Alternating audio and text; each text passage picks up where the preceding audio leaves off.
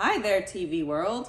My name is Walt Disney. You may have heard of me from my numerous animated films, theme parks, and just the fact you hardly go anywhere in America without seeing something with the Disney logo. I lived from December 5th, 1901 to December 15th, 1966. Who knows, I might even be at the Haunted Mansion. My career really got started when I created Mortimer Mouse. Mortimer wasn't my first character, but that's another story. Thanks to my wife urging, you know how wives can be, I changed Mortimer's name to Mickey. Hey everybody, it's me, Mickey Mouse. And a Disney family was born. Mickey Mouse starred in many animated short stories, but my first feature-length animated film was Snow White and the Seven Dwarfs in 1937. Shortly after, Pinocchio, Dumbo, and Bambi came about. In my lifetime, I was responsible for 40 of the Disney films. The last film released before I died was Robin Hood, but I had been working on The Jungle Book and The Aristocrats at the time. Things were going really good for me, and then those pesky wars happened. Before my animated career, I was involved in World War I as an ambulance driver for the American Red Cross in France and Germany. In World War II, we had a studio lot in Burbank, California that was requisitioned as an Army anti-aircraft base after the bombing of Pearl Harbor in 1941. The Walt Disney Studios functioned as a morale builder for both the civilians, public, and deployed Allied troops.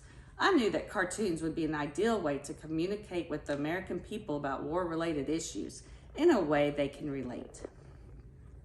Disney characters appeared in a variety of home front initiatives like advertisements, magazines, government posters, war bond sales, and more. After World War II, I had to deal with the Communist Party trying to take over my studio and the workers. This was from a movement called the Red Scare. It was not just me, the entire industry was affected. My personal story is that there were communists employed at my studio, and these people initiated a strike with my employees. They wanted to change my way of operating, and I told them I only go through the National Labor Relations Board. They did not like that very much. I had to testify about these people in the House Un-American Activities Committee. After all that, I built Disneyland, the happiest place on earth. This is the only theme park that I was involved in building. My daughters enjoyed going to carnivals, and I thought it would be nice to have rides in the back of my lot of my studio. It quickly turned into the giant that it still is today. When we opened the doors to the public on July 18, 1955, it cost you $1 for adults, teens 75 cents, and children 50 cents. Food, merchandise, parking, and rides were extra, of course. An average family of 4 would spend around $18.85 for a full day at Disneyland.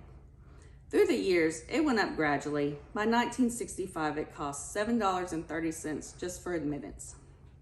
In conclusion, it has been rumored that when I died, I arranged for my body to be frozen and buried under the Pirates of the Caribbean ride at Disneyland. While that is most certainly where I would choose to spend eternity,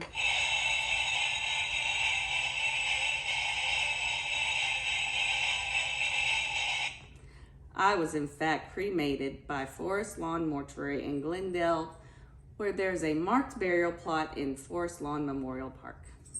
See you real soon.